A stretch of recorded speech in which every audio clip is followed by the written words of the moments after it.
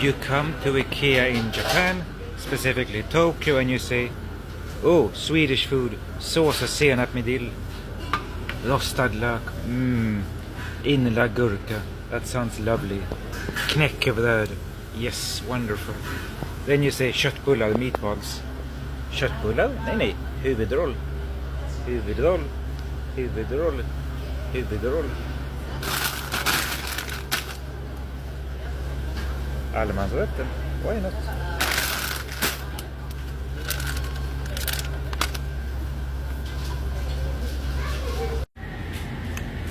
Kanelbulle.